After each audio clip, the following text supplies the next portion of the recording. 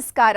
ಮತ್ತು 22 mm ವ್ಯಾಸದ ಮತ್ತು ಆಫ್ಸೆಟ್ 5 mm ಹೊಂದಿರುವ ಸಿಂಪಲ್ ಎಕ್ಸೆಂಟ್ರಿಕ್ ಮಾಡುವ ಈ ಸೆಷನ್ಗೆ ಸುಸ್ವಾಗತ. ನಾವು ಸೆಷನ್ ಒಂದಿಗೆ ಪ್ರಾರಂಭಿಸೋಣ. ಈಗ ಈ ಅಧಿವೇಶನದ ಉದ್ದೇಶಗಳನ್ನು ನೋಡೋಣ. ಈ ಅಧಿವೇಶನದ ಕೊನೆಯಲ್ಲಿ ನೀವು ಹೀಗೆ ಮಾಡಬಹುದು. ವಿಕೇಂದ್ರೀಯತೆಯನ್ನು ಗುರುತಿಸಿ. ಜಾ ಚೆಕ್ ಮತ್ತು ಟರ್ನ್ನಲ್ಲಿ ವಿಲಕ್ಷಣ ತಿರುವಿಗಾಗಿ ಕೆಲಸವನ್ನು ಹೊಂದಿಸಿ. Mark concentrate and eccentric centre lines of a jaw by using a vernier height gauge. ಅಗತ್ಯವಿರುವ ಸಲಕರಣೆಗಳು ಹೀಗಿವೆ: lathe, 4 jaw chuck, chuck key, tool post key, taper turning attachment, cutting tools, vernier caliper, steel rule, universal surface gauge, marking media, vernier height gauge, V block with clamps, centre drill, centre punch, dot punch, ball peen hammer. ಈ ವ್ಯಾಯಾಮದ ಮೂಲಕ 22 mm ವ್ಯಾಸವನ್ನು ಹೊಂದಿರುವ ಸರಳ ವಿಲಕ್ಷಣವನ್ನು ರಚಿಸಲು ಮತ್ತು 5 mm ಎಸೆಯುವ offset ಮಾಡಲು ವಿಲಕ್ಷಣ ತಿರುವನ್ನು ಹೇಗೆ ನಿರ್ವಹಿಸುವುದು ಎಂದು ಕಲಿಯೋಣ. ವರ್ನಿಯರ್ ಕ್ಯಾಲಿಪರ್ ಮತ್ತು ಸ್ಟೀಲ್ ನಿಯಮವನ್ನು ಬಳಸಿಕೊಂಡು ಕಚ್ಚಾ ವಸ್ತುಗಳ ಗಾತ್ರವನ್ನು ಪರಿಶೀಲಿಸಿ. ಚೆಕ್ ಕೀ ಸಹಾಯದಿಂದ 4 ಜಾ ಚೌಕ್ ಕೆಲಸವನ್ನು ಆರೋಹಿಸಿ.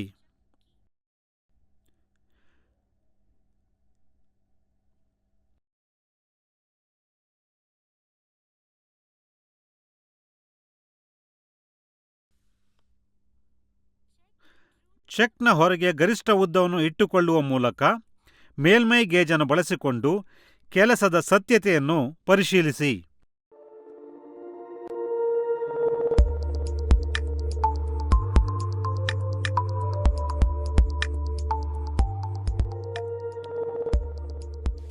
ಕೆಲಸದ ಒಂದು ತುದಿಯನ್ನು ಎದುರಿಸಿ.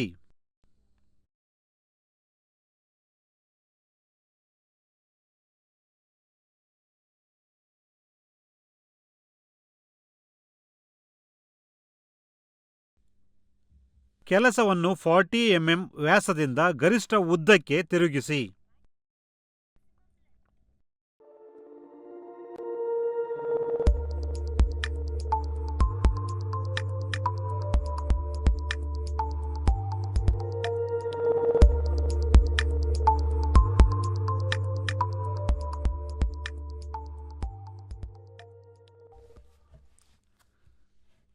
ವರ್ಕ್ ಪೀಸ್ ಅನ್ನು ಅನ್ಕ್ಲಾಂಪ್ ಮಾಡಿ ಮತ್ತು ಅದನ್ನು ರಿವರ್ಸ್ ಮಾಡುವ ಮೂಲಕ ಮರುಕ್ಲಾಂಪ್ ಮಾಡಿ ಮತ್ತು ವರ್ಕ್ ಪೀಸ್ನ ಸತ್ಯತೆಯನ್ನು ಮತ್ತೊಮ್ಮೆ ಪರಿಶೀಲಿಸಿ.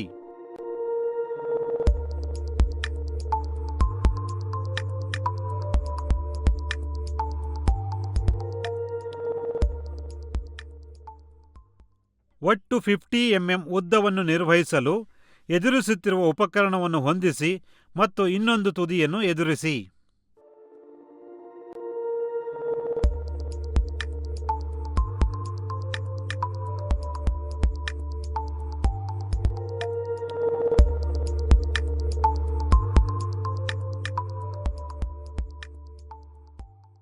Trying to reduce the diameter to 40 mm and remove the jaw from the chuck.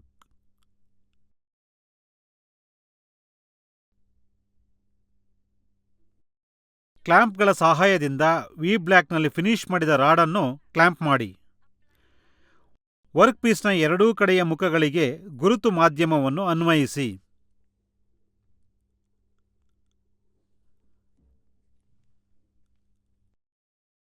Work ಪೀಸ್ನ ಮಧ್ಯಭಾಗವನ್ನು ಪತ್ತೆ ಹಚ್ಚಲು ಎತ್ತರದ ಗೇಜನ್ನು ಉದ್ದಕ್ಕೆ ಹೊಂದಿಸಿ.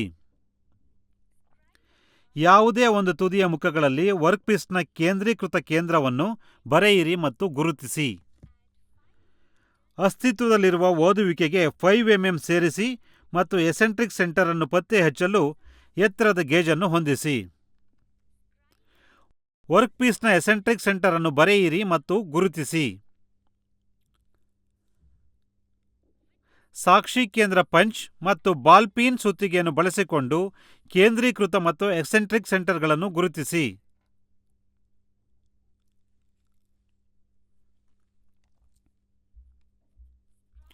ವಿಭಾಜಕವನ್ನು ಬಳಸಿಕೊಂಡು ಕೇಂದ್ರ ಬಿಂದುವಾಗಿ ಎಸೆಂಟ್ರಿಕ್ ಸೆಂಟರ್ನೊಂದಿಗೆ 22 mm ವ್ಯಾಸದ ಮಾರ್ಗದರ್ಶಿ ವೃತ್ತವನ್ನು ಬರೆಯಿರಿ.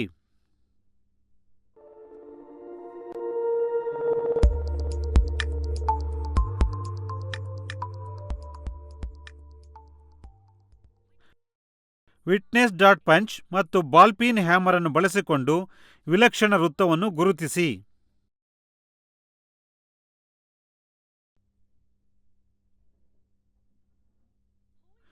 ತಿರುಗಿದ ವ್ಯಾಸದ ಮೇಲೆ ಫೋರ್ಜಾ ಸ್ವತಂತ್ರ ಚೆಕ್ನಲ್ಲಿ ಕೆಲಸವನ್ನು ಹಿಡಿದುಕೊಳ್ಳಿ.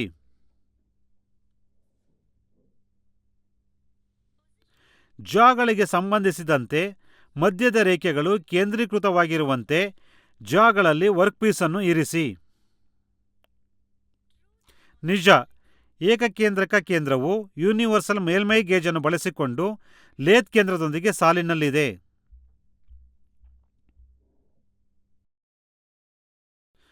ಒಂದು ಜಾವನ್ನು ತೆರೆಯಿರಿ ಮತ್ತು ವಿರುದ್ಧ ಜಾವನ್ನು ಬಿಗಿಗೊಳಿಸಿ.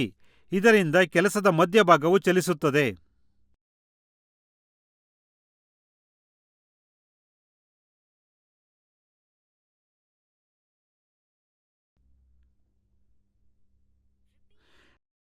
ಎಸೆಂಟ್ರಿಕ್ ಸೆಂಟರ್ನ ಲೇತ್ ಕೇಂದ್ರದೊಂದಿಗೆ ಸಾಲಿನಲ್ಲಿ ಬರುವವರೆಗೆ ಕಾರ್ಯಾಚರಣೆಯನ್ನು ಪುನರಾವರ್ತಿಸಿ.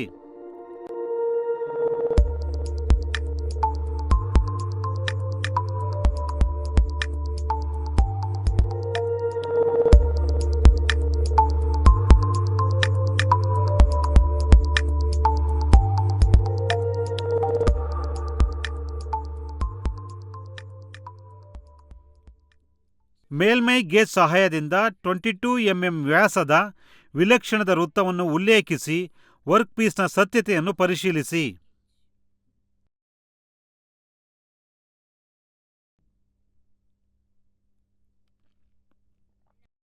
ಈಗ 25 mm ಉದ್ದಕ್ಕೆ 22 mm ವಿಲಕ್ಷಣ ವ್ಯಾಸವನ್ನು ರೂಪಿಸಲು ಹಂತಗಳಲ್ಲಿ ತಿರುಗಿಸಿ. ಮೃದುವಾದ ಫೈಲ್ ಅನ್ನು ಬಳಸಿಕೊಂಡು ವರ್ಕ್ ಪೀಸನ್ನು ಡಿಬರ್ ಮಾಡಿ.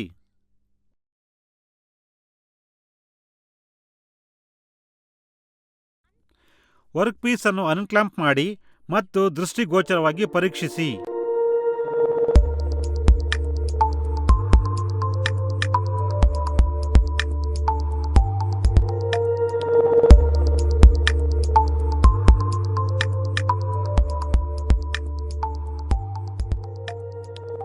ವರ್ನಿಯರ್ ಕ್ಯಾಲಿಪರ್ ಅನ್ನು ಬಳಸಿಕೊಂಡು 25 mm ಉದ್ದದ 22 mm ವ್ಯಾಸವನ್ನು ಅಳೆಯಿರಿ ಮತ್ತು ಖಚಿತಪಡಿಸಿಕೊಳ್ಳಿ.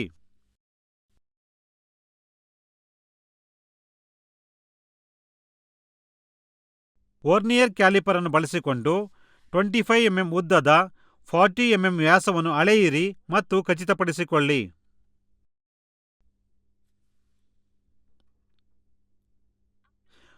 ವರ್ಕ್ ಪೀಸ್ಗೆ ತೆಳುವಾದ ಕೋಟ್ ಎಣ್ಣೆಯನ್ನು ಅನ್ವಯಿಸಿ ಮತ್ತು ಹೆಚ್ಚಿನ ತಪಾಸಣೆಗಾಗಿ ಅದನ್ನು ಸಂರಕ್ಷಿಸಿ.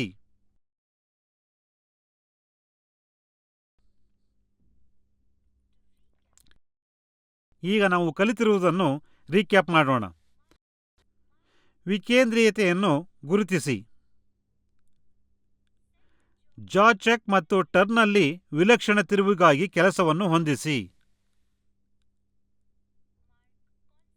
Mark concentric and eccentric center lines of a jaw by using a vernier height gauge. ಆದ್ದರಿಂದ 22 mm ವ್ಯಾಸವನ್ನು ಹೊಂದಿರುವ ಸಿಂಪಲ್ ಎಕ್ಸೆಂಟ್ರಿಕ್ ಮತ್ತು 5 mm ಎಸೆಯುವುದು, ಆಫ್ಸೆಟ್ ಮಾಡುವುದು ಅಷ್ಟೇ. ಮುಂದಿನ ಸೆಷನ್ನಲ್ಲಿ ನಿಮ್ಮನ್ನ ಭೇಟಿ ಮಾಡ್ತೇನೆ.